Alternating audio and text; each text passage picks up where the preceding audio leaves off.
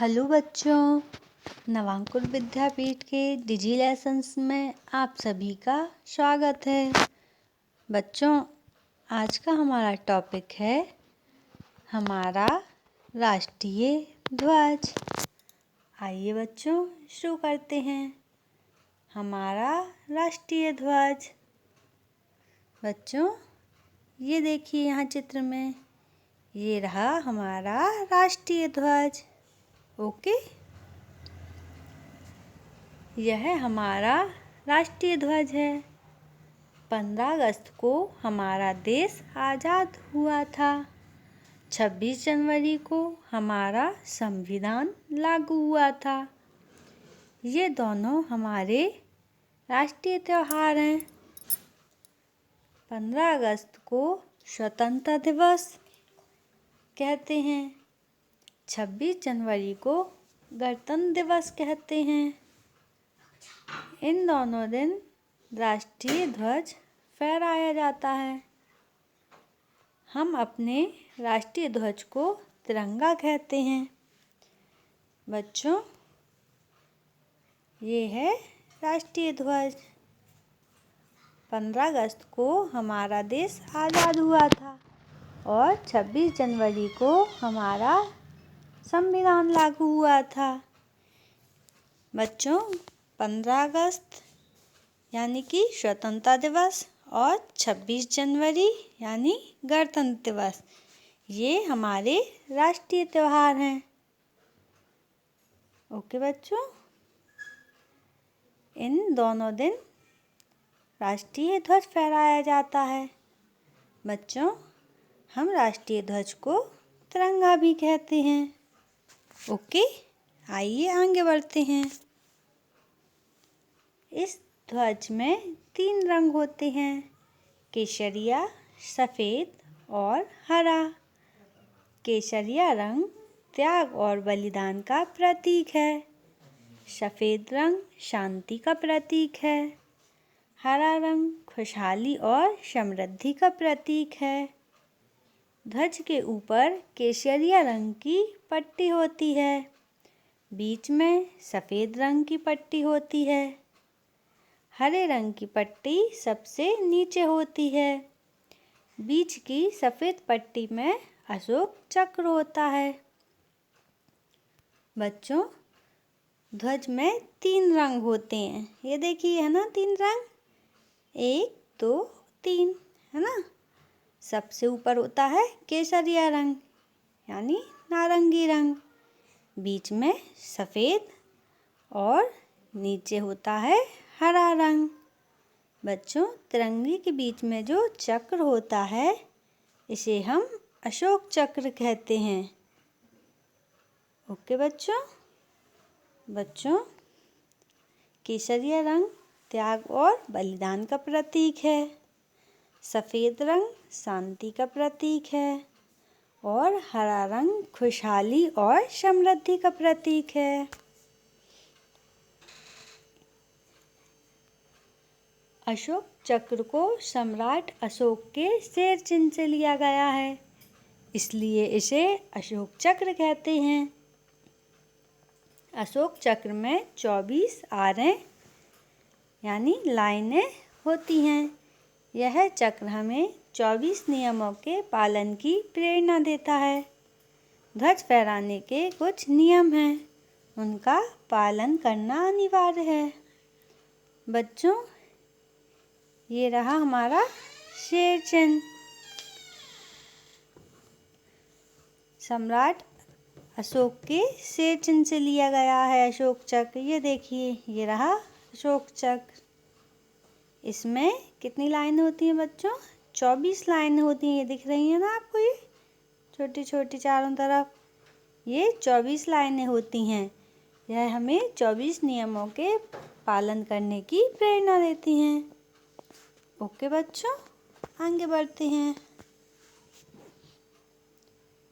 केसरिया रंग की पट्टी ऊपर की ओर होनी चाहिए।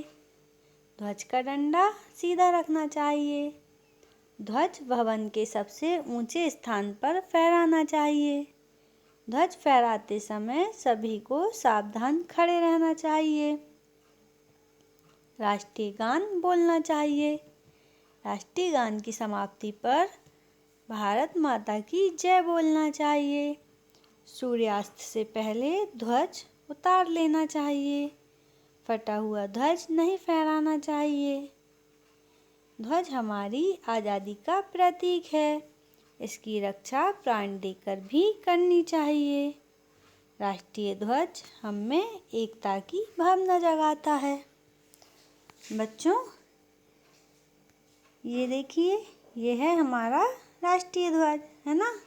इसमें केसरिया रंग की पट्टी सबसे ऊपर होना चाहिए और ध्वज का डंडा हमेशा सीधा रखना चाहिए। ध्वज सबसे ऊंचे स्थान पर फहराना चाहिए।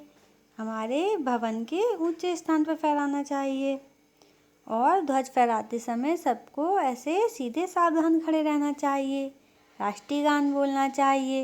राष्ट्रीय गान पूरा होने के बाद भारत माता की जय बोलना चाहिए। और बच्चों, ध्वज को सूर्यास्त होने से पहले हमें उतार लेना चाहिए और फटा हुआ ध्वज नहीं फहराना चाहिए। ध्वज हमारी आज़ादी का प्रतीक है। हमें इसकी रक्षा प्राण देकर भी करना चाहिए। ओके।